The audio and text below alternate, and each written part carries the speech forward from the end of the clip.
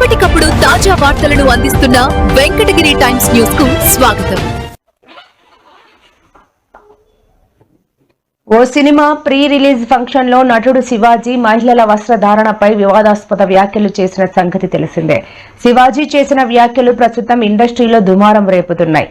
పలువురు నటులు, నటీమణులు శివాజీ వ్యాఖ్యలపై సీరియస్ అయ్యారు. ఈ నటుడు చేసిన వ్యాఖ్యలపై లీగల్ సలహా తీసుకుని చర్యలు తీసుకుంటామని హెచ్చరించారు.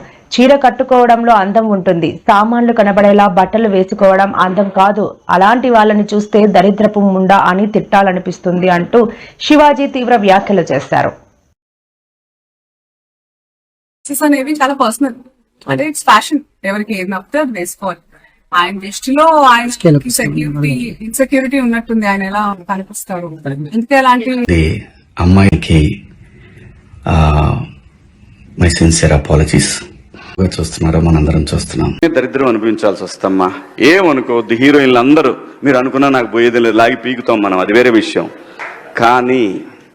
కానీ మీ అందం చీరలోనో, మీ అందం నిండుగా కప్పుకునే బట్టల్లోనే ఉంటుంది తప్పితే సామాను కనపడే దాంట్లో ఏముండదమ్మా. కానీ మీ అందం చీరలోనో, మీ అందం నిండుగా కప్పుకునే బట్టల్లోనే ఉంటుంది తప్పితే సామాను కనపడే దాంట్లో ఏముండదమ్మా.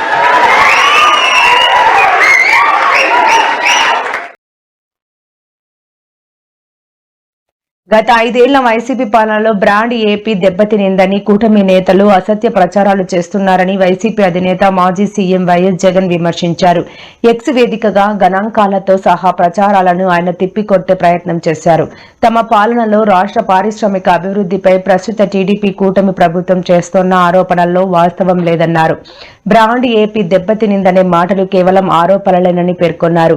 పెట్టుబడిదారులు రాష్ట్రాన్ని విడిచి వెళ్లడానికి వైసీపీ పాలన కారణమని, పారిశ్రామిక అభివృద్ధి తమ పార్టీ కారణంగానే కుంటుపడిందని కూటమి నేతలు అసత్య ప్రచారం చేస్తున్నారని తెలిపారు. వాస్తవానికి తమ పాలన కారణంగా ఏపీ ఆర్థికంగా ఎంతో బలోపేతమైందని ఆయన స్పష్టం చేశారు. ఇన్ని ప్రయత్నాలు చేసిన తర్వాత కూడా ఎక్కడన్నా కూడా చంద్రబాబు నాయుడు వినకుండా దీనికి ముందుకు తీసుకొని పోతే మాత్రం, ఆ తర్వాత కాలేజీలు తీసుకున్నోడిని మాత్రం మనం అధికారంలోకి వచ్చిన వెంటనే 2 నెలలు తిరగక మునిపే అందరు జైళ్ళల్లో ఉంటారు.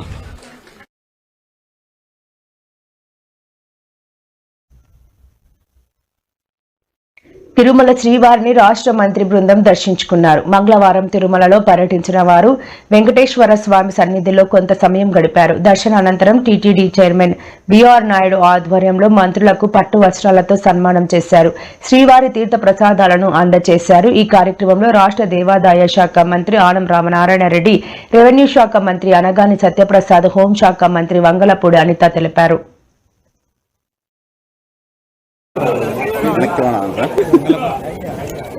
సార్ ముగ్గురు కలిసి వచ్చాను సార్. మేడం ముందు మీరు కూడా ఉన్నాను సార్. మీరు కూడా మేడం ముందుకు వచ్చాను మేడం. ఎందుకే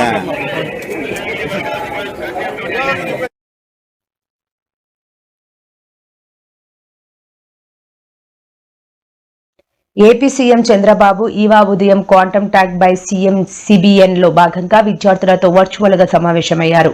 క్వాంటమ్ ప్రోగ్రామ్ లో వివిధ అంశాలను ప్రజెంటేషన్ ద్వారా విద్యార్థులకు వివరించారు. ఈ కార్యక్రమంలో ముఖ్యమంత్రి చంద్రబాబు నాయుడు మాట్లాడుతూ 25 ఏళ్ల క్రితం ఐటీ విజన్ రూపొందించి విప్లవాత్మక నిర్ణయాలు తీసుకున్నామన్నారు. అమెరికాకు సిలికాన్ వ్యాలీ లాగే భారత్ క్వాంటమ్ వ్యాలీగా అమరావతిని తీర్చిదిద్దుతున్నామన్నారు. విజ్ఞానం భారతీయుల డిఎన్ఏలోనే ఉంది. క్రీస్తు పూర్వం 2500లోనే భారతీయులు అర్బన్ ప్లానింగ్ చేశారు. గతంలో జీరోను, అడ్వాన్స్డ్ ఆస్ట్రానమీ లాంటి రంగాల్లో ఎప్పుడో నైపుణ్యాన్ని భారతీయులు సాధించారని సీఎం చంద్రబాబు పేర్కొన్నారు. ఈరోజు ఆంధ్రప్రదేశ్లో ఉండే యువతంతా కూడా లైన్లో ఉన్నారు, స్టూడెంట్స్ అంతా ఉన్నారు. Wonderful experience. అందరికీ స్వాగతం, సుస్వాగతం. Welcome for all of you. Now I wanted to give my vision. 25 years back or 30 years back, I have given my vision for IT. Today I am given for my vision for quantum computing and deep technologies. News కు స్వాగతం.